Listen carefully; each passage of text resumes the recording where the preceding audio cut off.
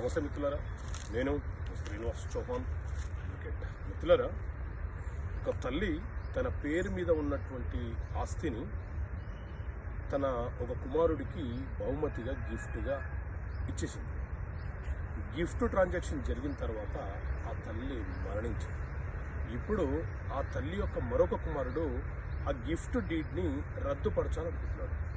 So ఆ gift deed రద్దుపరిచే అవకాశం ఉంటుందా? సో మిత్రులారా, రిజిస్ట్రేషన్ యాక్ట్ అలాగే ట్రాన్స్ఫర్ ఆఫ్ ప్రాపర్టీ యాక్ట్ అనే ఈ చట్టాల ప్రకారంగా గిఫ్ట్ డీడ్ అంటే ఎవరైనా ఒక వ్యక్తి తన పేరు మీద ఉన్నటువంటి ఆస్తిని, అంటే తన కష్టార్జితంతో కొనుగోలు చేసినటువంటి ఆస్తిని ఎవరికైనా బహుమతిగా ఇచ్చే హక్కు వారికి ఉంటుంది.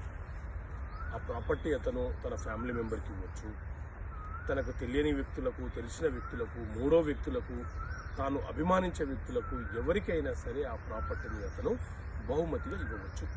ఈ బహుమతిగా ఇచ్చే క్రమంలో కేవలం ఒక 100 రూపాయల బాండ్ పేపర్ మీదనో 50 రూపాయల బాండ్ పేపర్ మీదనో రాసిస్తే చెల్లుబాటు కాదు. గిఫ్ట్ డీడ్ అనేది సబ్ రిజిస్ట్రార్ వద్ద రిజిస్ట్రేషన్ అవుతేనే దానికి చట్టబద్ధత వస్తుంది.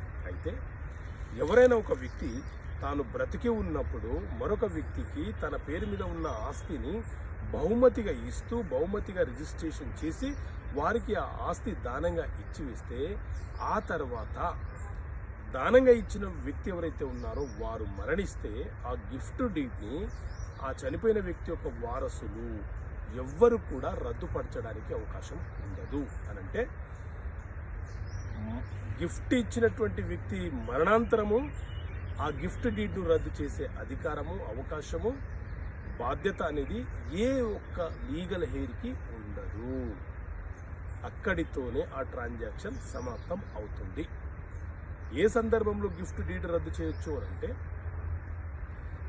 ఎవరైతే గిఫ్ట్ ఇచ్చారో ఆ వ్యక్తి బ్రతికి ఉన్నప్పుడు 3 సంవత్సరాలలోపు తనకు మభ్యపెట్టి, మాయమాటలు చెప్పి, మోసం చేసి, మిస్రిప్రజెంటేషన్ ద్వారా నా ప్రాపర్టీని గిఫ్ట్ చేసుకున్నారని నిరూపిస్తేనే న్యాయస్థానం ద్వారా గిఫ్ట్ డీడ్ని రద్దుపరిచే అవకాశం ఉంటుంది తప్ప ఇచ్చిన వ్యక్తి మరణించిన తర్వాత గిఫ్ట్ డీడ్ రద్దుపరచడానికి అవకాశం లేదు. సో ఇలాంటి అంశాలు మీకు తెలియపరచడం కోసం చట్టపరమైన సమస్యలకు పరిష్కారాలనే పుస్తకాన్ని మీ ముందుకు తీసుకొచ్చాను. ఈ బుక్ కావాలనుకుంటే ఇక్కడ కనిపిస్తున్న నెంబర్ కాల్ చేసి పుస్తకాన్ని మీరు పోస్ట్ ద్వారా పొందవచ్చు. ఓకే మిత్రులారా, థ్యాంక్ యూ.